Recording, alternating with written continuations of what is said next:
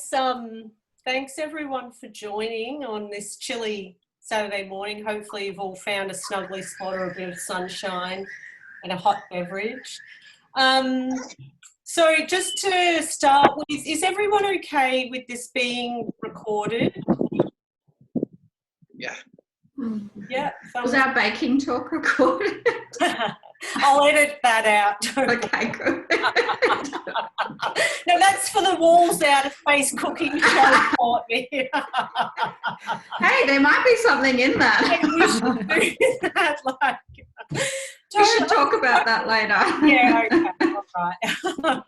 We'll follow that up, making a note. Okay, so, all right, so just to begin, the Walls would like to acknowledge the Yugambeh people, the traditional owners of the land on which we operate, and pay our respects to their elders past and present, and all Aboriginal and Torres Strait Islander peoples on the Gold Coast today. I'm calling in from Bundjalung country, and I'm also going to just give the acknowledgement of outer space. Oh, got a bit of background sound there, sorry. So outer space acknowledges the traditional custodians of the land where their project takes place, that's Meanjin, and pays respects to elders past, present and emerging. So just as an intro for everyone today, we've got Courtney Coombs with us from outer space, MARISA GEORGIou, artist, and Mary MCINTYRE, who's collaborated with Marisa on the cultivating reciprocity project. So welcome, and it's really nice to sort of expand a collaborative project, this project of Marisa's and Mary's, and then for the Walls to be able to collaborate with outer space and vice versa. And I guess this internet zone that we find ourselves in makes that process kind of fairly seamless, in a sense that everyone can be in one place at one time. So there's kind of a lovely opportunity there. So just to introduce Marisa, they're a Brisbane-based interdisciplinary artist who weaves together diverse strategies for living or coping by disciplines. Well, someone's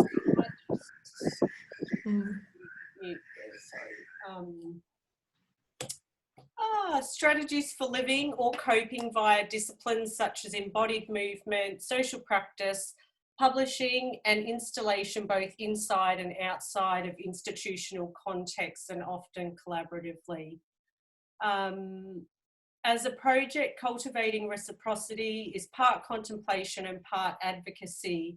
So the artist Cohens we're about to listen to are the product of a group therapy session with a collection of Brisbane-based emerging artists and local Buddhist somatic psychotherapist and meditation teacher, Mary, who I just introduced you to. So the project dives into collective doubtings and reckonings with the local arts ecology and its capacity to cultivate artistic health, and our capacity to cultivate a healthy ecology and its relationship to our own practices and well-being. So the recordings were facilitated and recorded online in the participants' respective homes together while apart, and during the beginning of the COVID-19 social distancing period. So just a bit of background, the recordings were to take place at outer space in their community hub, but due to the onset of COVID-19, that meant shifting the project to online, where it has sort of existed and evolved ever since.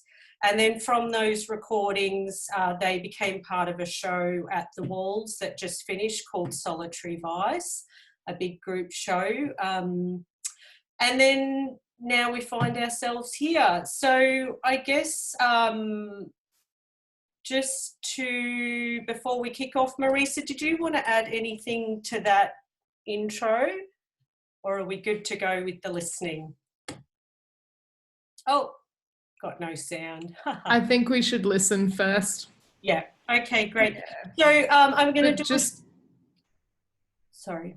I was going to ask if maybe Mary would like to tell us how we might want to prepare to listen?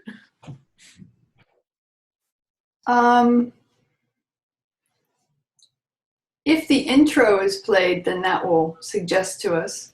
But I suppose the idea is to actually come into your own body. It's very easy to get into ideas and conceptualization, right? In this context or any context, but just to actually feel yourself standing or sitting where you are, and just feel that sense of groundedness, so that when you hear words and or even listening to each other, it's actually landing in the body. It's a bottom-up experience. Whether we try to make it happen or not, that's how it happens, but it helps to have that orientation. That's all I'll say. Okay, thanks, Mary. That's really great. I really appreciate that. So I'll do a screen share, but if you don't trust my internet for clarity of audio, I'm posting a link to the tracks that we're going to listen to. So there's 4 of these koans that we're going to listen to if you want to mute the Zoom mic and listen by yourself. Okay, we'll see you back soon, everyone. Oh, just need to go, yeah.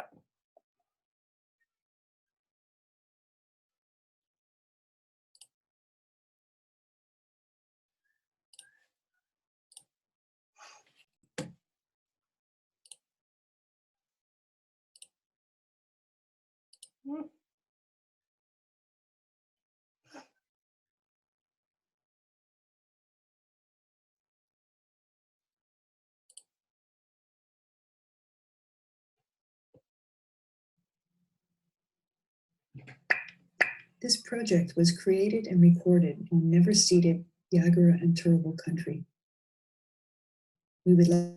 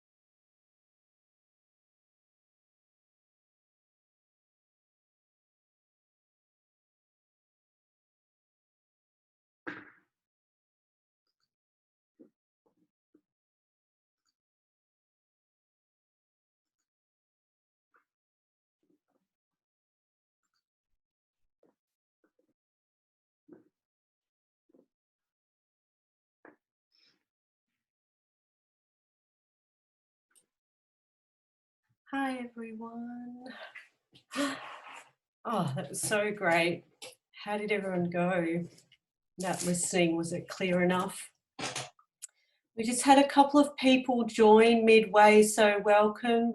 Jessica and Kevin, if you missed the first part of the listening, you can grab the link there in the chat and revisit that a little later if you would like to. I wondered, just on that end note that Mary said, did anyone form an intention at the end? Did anything pop into anyone's mind? And maybe that's a bit of a segue for Marisa to talk a little more about the intention of the overarching intention of the project.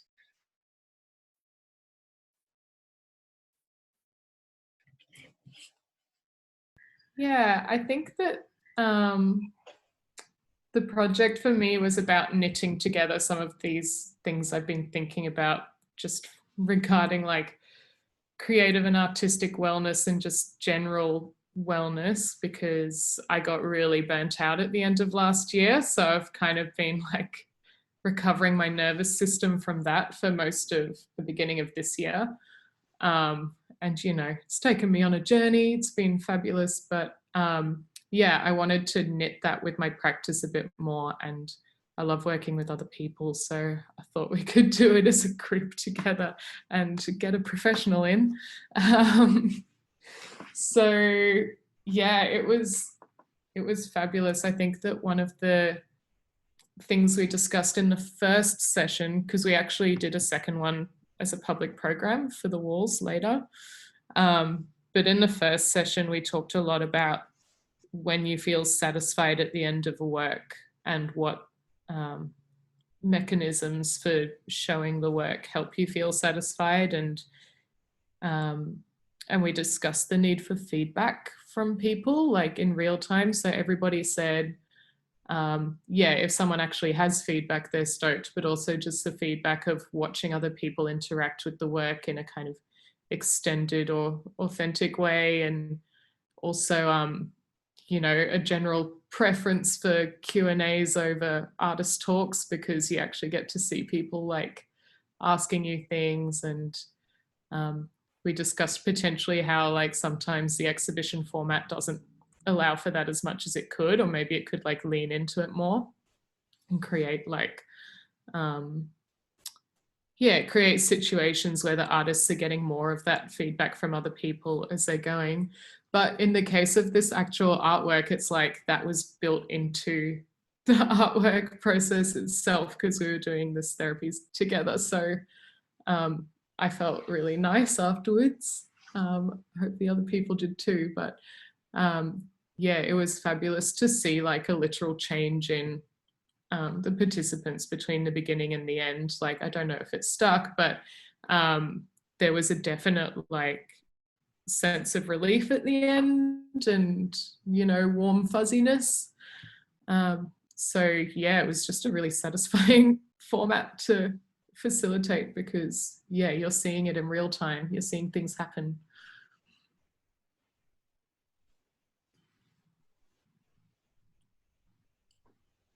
I love that you use the word knit together when you're wearing double knits at the moment. Sorry, I just had to make that observation. I think everything's knitted. I think this is knitted too, actually. It's just It's the day for bringing out the knits. What really stuck with me listening to that another time was a sense that these koans, in fact, could be or are, you know, essentially, if they were read by someone else, could be really political and intense, like if it was slam poetry, for example. But I wondered how Mary feels about this translation, that then they become meditation. So it's almost like you're subverting, there's a sense of subversion in a way that's really interesting and creates a really great tension for the listener. Mary, what's that process like for you, becoming the voice of these words and these sort of artist messages to the arts ecology? Um, I don't know about the subversive part. I know that I wasn't thinking about it as a lot of people listening to it. What I drew from inspiration is things that Marissa and I talked about after the session. And maybe what I drew from it was from the artists. Like each person, I felt quite getting to know them in the discussion that we had in the group session. And so when people would came up with something, their statement, it really felt congruent with that person because of the what I learned about them, what they'd share in the group, what they'd shared with the others. So it felt like I was speaking to that person. Actually, that my orientation was more kind of like, oh, what would it be nice for that person to embed from what they said and what they experienced? Because everybody had this gem of something. And so what would be the next step? How could that be embedded or integrated, maybe is the better word. So I was thinking of it more like that person, an individual. Yeah, we workshopped each one quite a lot, and some of the statements were suitable for just being a koan on their own. Like I think the like find pleasure was pretty simple. We only listened to 2 out of 4 of them just then, but some of them we thought it was enough to just say the statement over again a few times. Sometimes we put a different emphasis on each word. But other times it was like we had to really dig into what the need or the intention was at the seed of their statement, and based on what we learned in the session about where everyone was at, and design something around that. So the second one you heard, the not meditation. It's, you know, the title of each one is the line that the artists came up with, and you can see that we took it somewhere quite different based on what we thought the ask was in the statement. Yeah. Yeah, that one was very interesting, the one with the not, because it was so complex sometimes. If we thought about that idea, artists are human animals, silently asking the void.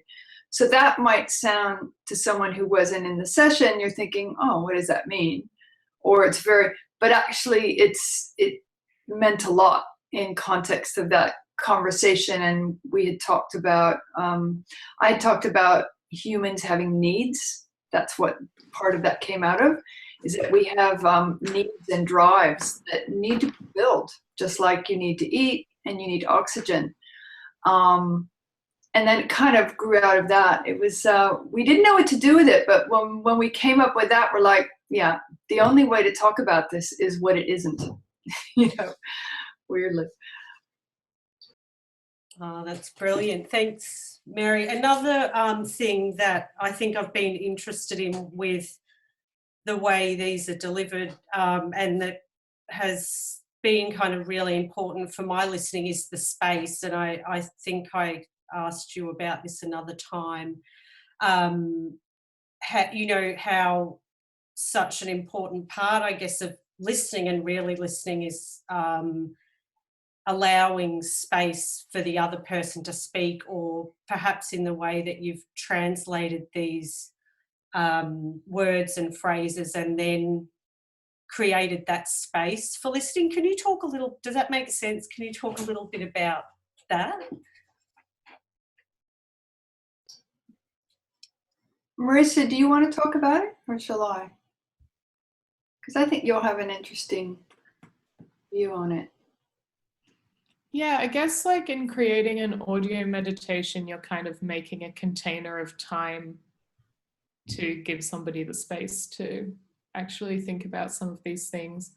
It reminds me just of people's response to the sessions, which was a lot of the time just like how nice it was to be reminded of all these important things. It wasn't like something extremely some extremely radical wisdom was being imbued on all of the participants, but it was like, oh yeah, like, and I think you noticed, Mary, that it seemed like a lot of the participants hadn't had the space to talk about their process in that much detail and from such a personal standpoint.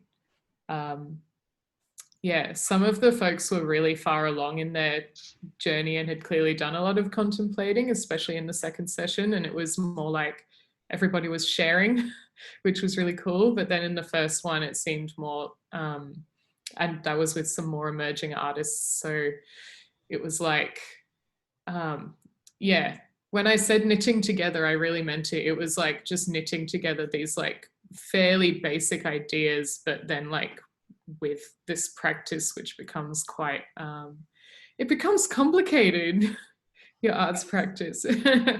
So yeah, knitting it back to basic things was great. I found as a, just to jump in on that idea of space, as a listener, it was quite an expansive space, you know, quite infinite, because you had so many, you could hear all of the different voices coming through, but it was so, there was such unity to it as well. And I felt it, yeah, a really beautifully resonant, expansive kind of space, I think, that you created. So well done. It's beautiful.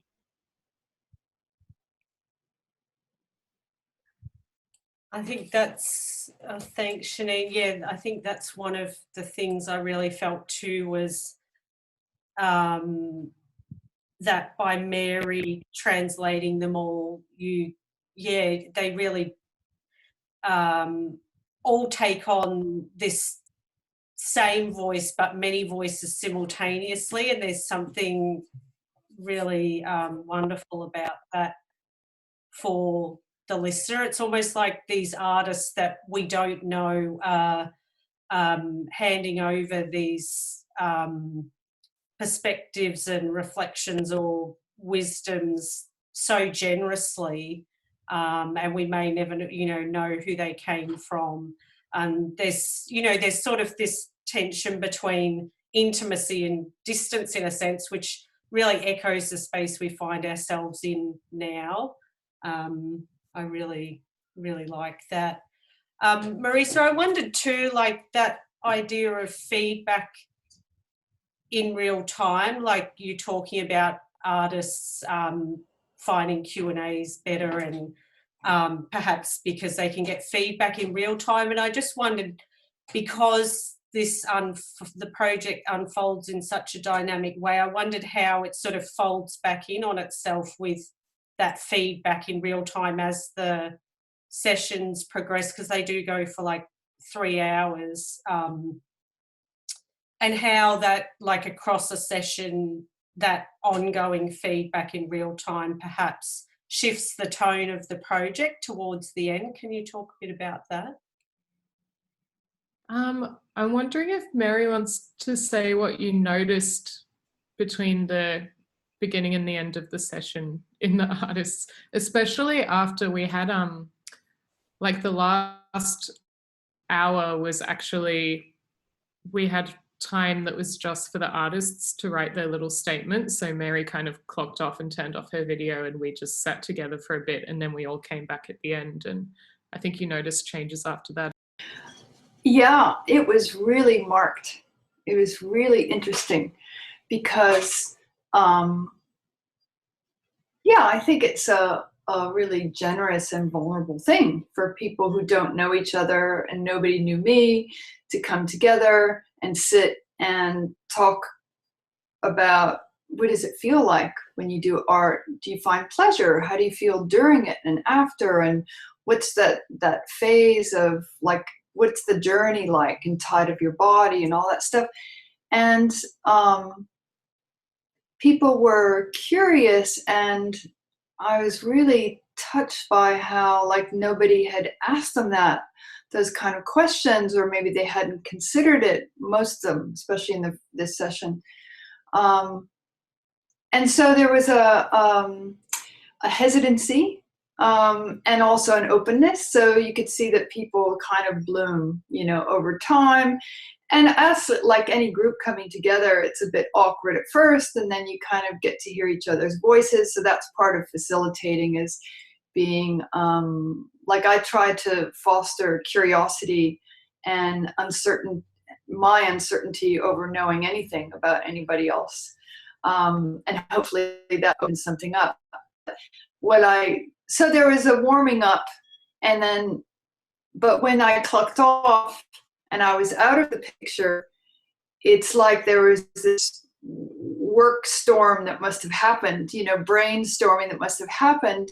And I came back, and it's like there was light in people's eyes. It was very interesting. And I think it was just that process of like integrating something, talking about what can we come up with. So it was interesting. There was kind of like every group, a bit of it warming up to something, and then discovering something, and a little bit of like, oh, I haven't integrated what I just said. Like, you know, people will say things, same thing in therapy. They'll say things, but they haven't really heard themselves say it yet, unless you leave quietness or some kind of integration of some kind. And then, so yeah, there was a real kind of energy when I came back. It was very interesting. It was like 5 different people, you know. It's just really cool. Yeah, I think you were also surprised by the depth of the statements in the first one as well, because yeah, you facilitate a lot, but that was like something pretty magical that artists brought their skills to, was like being able to take this whole 2-hour session and like bottle it down into just a few words without really, I was just like, wow, that is really profound. And that's where I was thinking, oh, these are like koans, you know.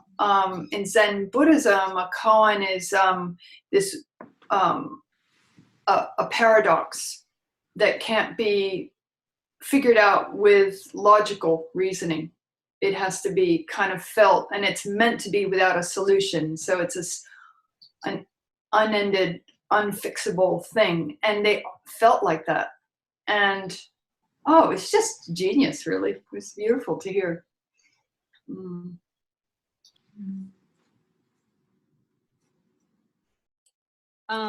It's probably coming at it from the wrong way round, but Marisa, Mary, did you want to talk a bit about how you came to be collaborating? I think it's a really interesting bit of background story, and you seem to have such a really excellent dynamic. I think, you know, collaborating can be really fantastic. It's finding the right person or people to collaborate with, but it seems like you've struck upon a really great rapport. Did you want to chat a bit about that? Yeah, I was really lucky to find Mary, but I came to find her because I've been wanting to do some work with activists lately, and I, you know, specifically activist burnout and how like philosophy can inform an activist practice that's a bit more generative than a lot of them are feeling at most of the time. And so I was just speaking to a really good friend of mine, and he said, you should talk to this person, Mary, because she's been doing grounding workshops with activists. And that's kind of how I found her. So I found her through community networks rather than, you know, a Google search or something similar. So glad I don't advertise on Google then. Yeah, I just got a call from Marisa, and I got involved with Extinction Rebellion, so I can say it, it's not a dirty word. And I became really interested in like, okay, so how can I help? And, you know, there's all the obvious ways, but then I was seeing something really dysregulated and ungrounded.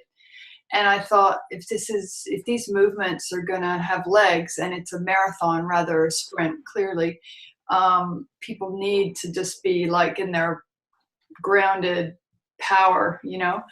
And I saw a lot of trauma as well, kind of untreated trauma with people who are acting on the front lines. So I just created these grounding workshops, and then I got involved with different parts of it, and just kind of basically going where I could. So yeah, that's how we cross paths. Yeah. There's a surprising number of artists in Extinction Rebellion as well, I found out. Yeah. Is it surprising? I don't know, maybe it's not. I think like artists are always, not always, but you know, the world and the state of the world is always at the front of their minds, you know, when making, and I think it makes sense that that we're all attracted to that sphere. It's so dynamic. It's such a dynamic field to be working in. Super stimulating.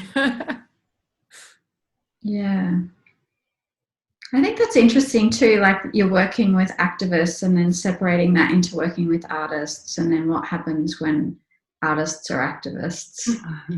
So you've got that like double edge kind of burnout or potential for, which is kind of interesting. And yeah. Have you noticed anything in the process of this work? Like, have you noticed how those things come together, or what that means for artists who are also participating in activism? I'll say something to that because I'm interested, because I do expressive therapies with people as part of therapy, trauma therapy. And I think artists do much better, actually, because an artist, and you know, many of us, I mean that in any sense, the broad sense or the narrow sense, but people who can express something with their body is always in better shape than someone who's kind of holding it outside their body or in their head or something. So I notice a real difference between how people process difficulty, whether they can express things or not. So yeah, I really believe in the healing power of, doing art of any kind, you know, expressing something in a way with one's hands and heart.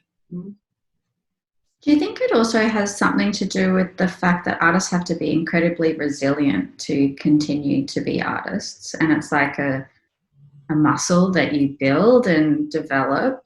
And does that play into that at all?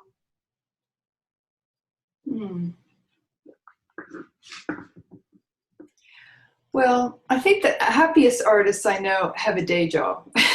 You know what I mean? And I don't mean like people who are successful enough not to, but it depends on how much one identifies oneself with success, how you define success. Are other people seeing me, talking about me? Do I get grants? You know, all of that. So if you're very self-identified with that, there is going to be suffering. But if you can actually find pleasure and be embodied in what you're doing, there's more chance of feeling satisfaction and feeling good about it, right? Instead of tortured. But I'm generalizing. Marisa, do you have anything to say about that?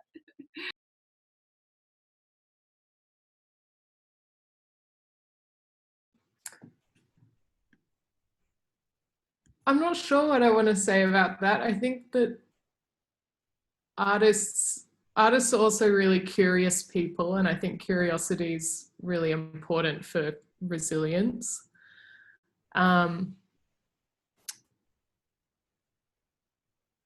Artists and activists, like, you know, I mean, I separated the terms just then, but I don't think I actually believe that they're separate terms, you know, because I mean, not just that there's so many similarities, because they're both sets of people who are kind of like pushing against the oncoming tide, and both feel like they're both groups that have a lot of responsibility. They take on a lot of responsibility, and, you know, and collective responsibility. Like, it's, I have to like change things. I have to do things.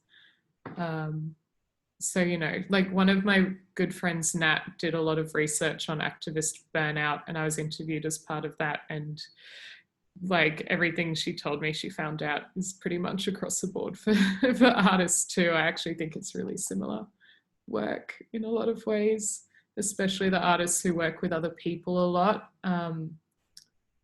Because yeah, working with other people and working in community is this super dynamic process that can either zap you or feed you, and sometimes both. Sometimes it's a bit like this thing that you just can't walk away from because it's so like engaging, but it's also not the healthiest thing sometimes too. It can be extremely dysfunctional. But yeah, there's just so many similarities, and it's kind of like, what is activism and what is art anyway?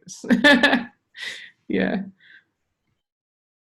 So while you're talking about that, and you said about activism and artists, I was thinking, oh yeah, I do see similarities in some sense. Like the thing that causes sometimes unchecked suffering with activists and people who really care and want to get, is that there is this unrelenting sense of urgency, A, over urgent sometimes, and B, it's all on my shoulders.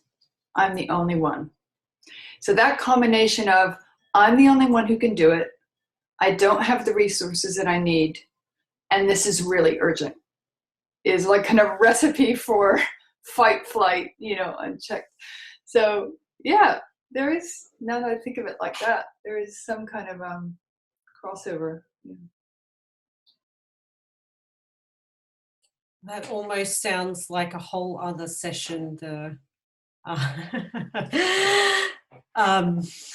It's a whole other artwork. Yeah, I think it is. I think that it's really great to be talking about this project at this stage, because I'm really interested to see how it just continues to unfold, and what more and more artists have to say, and to also see how this collaboration grows. And I almost feel like you're talking about the arts ecology, but the project in itself is building its own ecology, and it feels quite grassroots, and that's really reassuring when you're talking about activism as well. You know, it's come from you, and I think that's one thing I know as an artist, but also, you know, working with local council and government and observing those things, that the best things always come from artists. You know, councils and governments try to do things, but they never do them as well as artists do. It's just traversing that to convince them to give you the money to let you to do it. And I have to admit, throughout the discussion, I was thinking about grant writing, which I've also done a lot of. And sometimes you have the joy of that last box on the application that says, is there anything else you'd like to add? And, you know, I wonder whether this project, it makes me want to actually formulate some kind of response in the context of this project and put that into the, because it's that's an odd space where, you know, they want you to give feedback and they want you to say something, but you're also like, oh, I don't want to cross the line. But, you know, as artists, we're always trying to navigate that, and it's an awkward space to be in. But enough from me. We're probably going to wrap up pretty soon. Did anyone have any questions or reflections or anything they wanted to add? I just wanted to ask, what are the next steps for this project? What are you guys going to do more? Or? Well, there's still an outcome to publish from the second session, but it will look very different from the artist cones that we just listened to. Each session, like, even though the outcome was the same, like everybody just wrote something short, it feels like the response should be different every time. So that's quite nice to work out something appropriate for each one. And apart from that, I have more talks with Mary scheduled for the near future. So yeah, we haven't really talked about cultivating reciprocity, like keeping cycling, but I know that Like, I'm pretty sure that the group show it was in is going to tour as well. So we'll see what comes out of that as well. Cool. Excited. Mm.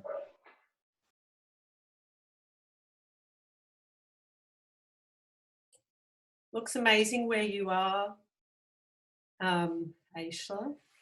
It's actually a background. It's Oh, another are you reservoir. kidding?